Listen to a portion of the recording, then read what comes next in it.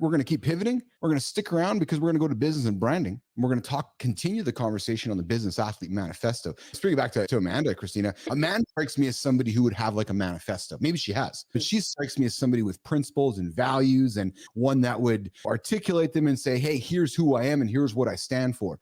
She strikes me as that kind of individual. But we're going to talk about the Business Athlete Manifesto, Kristina Flynn. And we've been talking about it for the last few days here.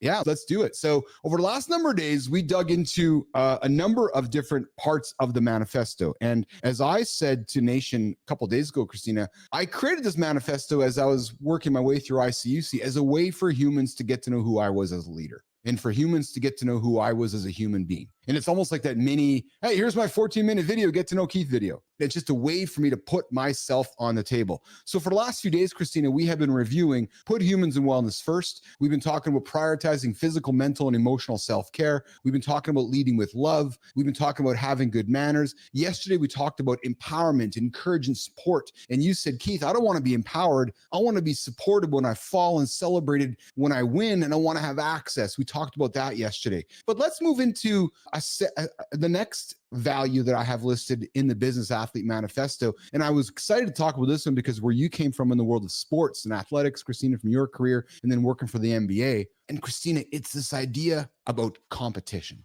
For me, being a business athlete is competing. And when we say compete, I don't just mean against others. It's about competing against your own mirror, your own self, holding yourself accountable, pushing your own limits every single day. And then having permission to fall and fail and accept that, and then having permission to succeed and celebrate and accept that. But it all comes back to compete. Kristina Flynn, would love to hear your perspective on the idea of compete in business and in life. We were just highlighting Amanda, and her newsletter is called Life's a Game. And I think that perspective is something that really is resonating with me more and more, of trying to, from a mindset, business and sport or athletics have remained pretty separate from me, except for the fact when I was living or working in the NBA. And so for me, when I think now about competition, I am my fiercest competitor. I am always competing against myself, typically in my own brain.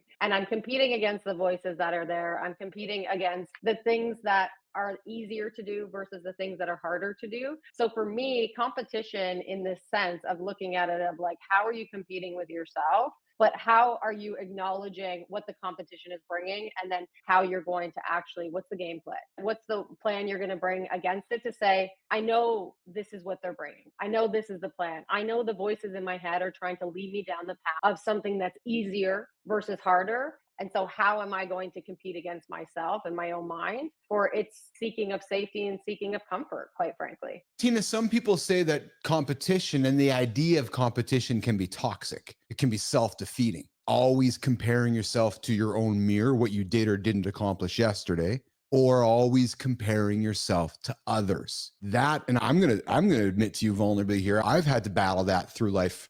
I've learned I don't do it anymore, but there's been times in my life where you find yourself comparing yourself to others. And one could argue that it could become toxic. What's the key to keeping the idea of competition healthy, Kristina? Yeah, and I'll admit it too. I'm not over it. Like, I compare myself to Mhm. others for sure. Mhm. It's a daily thing. We're surrounded by other people that are doing magnificent things. And we know this, social media is not always the representation of what is actually happening. It is just the Yes. things that we want to be sharing. So, can toxic competition exist? Yeah, it absolutely can exist. I think for me, it's a matter of it's all about context. It's all about, what are your goals? What's your purpose? What are you trying to compete against or towards, and having that larger vision and mission, and then saying, you know what, the reality is that competition can be a way of motivation.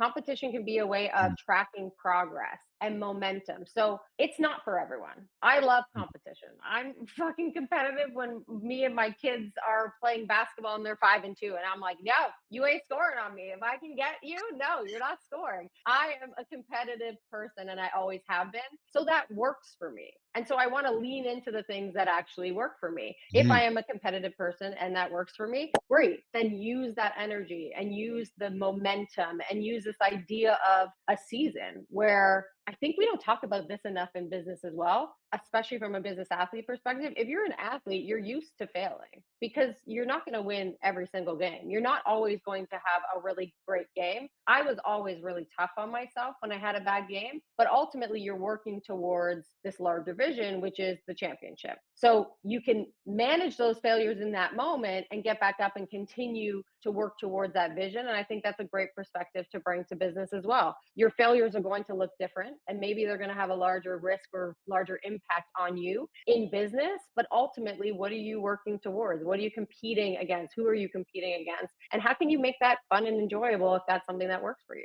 I think of competition as my accountability partner, Christina. Mm. So when my alarm goes off at 4 a.m. or 3:59, I look at it and I'm like, okay, if I don't get up, somebody else is. And it's as simple as that for me. Right. So Mm. when I think of guys like The Rock or Mark Wahlberg and their social media things, I get up at 2 a.m. to work out or 4 a.m. to work out. I can't lie. I feel like that similar kind of mentality. Right. Because as Mhm. we're building this thing, I'm saying to myself, okay, I'm getting up at 4 o'clock today because the guy that's getting up at 4:01, I'm already ahead of him. That's important to me. Fucking right. It's It important to me, is. actually.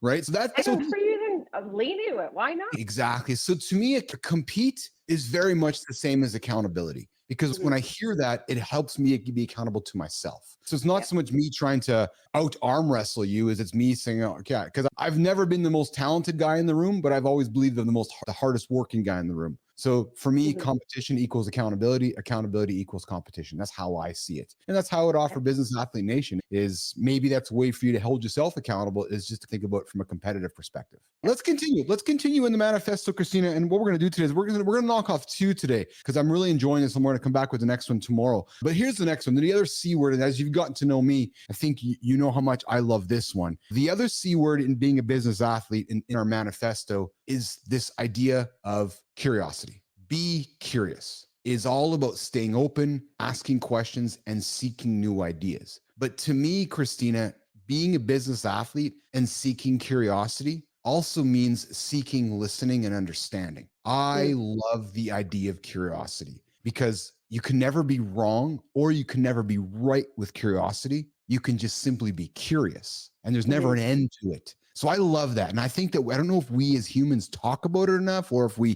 place enough emphasis on that value. But for me as a business athlete or for people that are in my orbit, it's important that how curious I am. And I think that's a really important attribute. And I'd love to hear your perspective on the idea of curiosity and balancing curiosity with action. Christina Flynn. Yeah, and that's a big one for me. But what is curiosity and how does it play a role in my life? For me, I'm an incredibly curious person. I want to know why. I want to know how to work. I want to know. I love the work that I do because I am so curious. I get to sit down with people every day and I get Mhm. to say, let's talk about your life. And now when I meet people, I'm always like, how did this happen? Like, how did you get here? I'll ask my barista, like a local coffee shop. How did you get to owning this place? How did you get to being in this position? I'm generally quite curious. The challenge that I have had is how do I actually take that curiosity Yes. and either let it inform what I'm doing or not, because not everything has to feed your larger goal either. You can just be curious to be curious and seek information is a very good thing.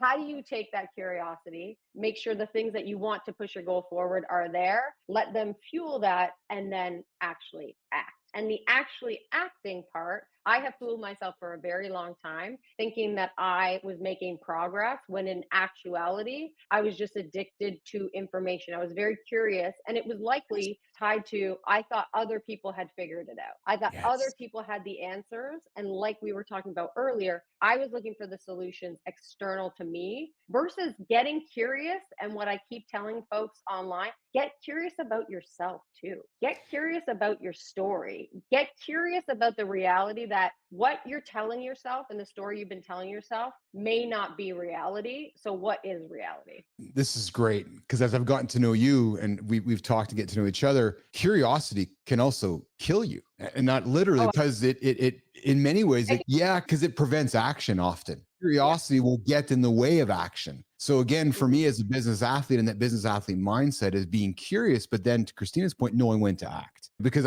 so sometimes I'll get a new app across my purview, or you'll say, hey Keith, what, a couple of days ago, hey Keith, check out this Cove.ai app. Next thing you know, my Oh, brain fucking gets up, sick. my curiosity brain lights up, and my neurotransmitters light up, and my endorphins light up. I get all excited, but I've had to teach myself.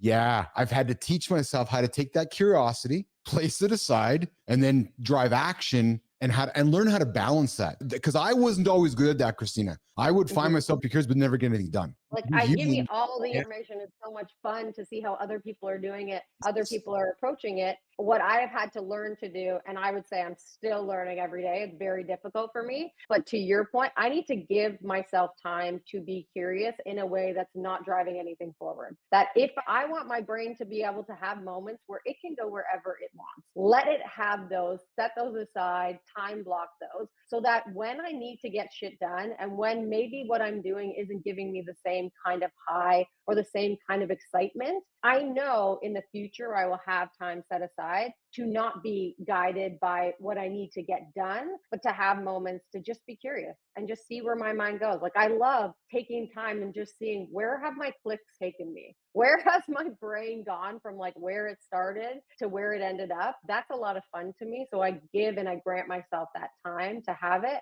so that it doesn't get in the way of my daily progress. There you go. So here's the key takeaway, nation, as we wrap up this segment today with Business and Branding with Keith and Kristina. Curiosity is going to fuel your growth. Stay curious, but don't let that curiosity paralyze you. It's paralyzed me in the past. It's paralyzed Kristina in the past. Some days it still paralyzes us. But what I would invite you to do is to turn those curious questions into action. And sometimes you might need an accountability partner for that, Kristina. You might be curious and you might say, I don't know how to turn that into action. That's where we come into the Business Athlete Performance Lab, where we are here to help you be accountable to reach those big, audacious goals. So we started the business and branding segment leaning into the idea of competing with yourself, competing with those around you. And I used the idea of competing to hold myself accountable. We then talked about this idea about being curious and how curiosity can also paralyze you. But more importantly, if you can find it within you, curiosity can also spark action. So we're going to wrap up that part, Jimmy, of today's Business Athlete Manifesto for the Business and Branding segment with Keith and Kristina here today.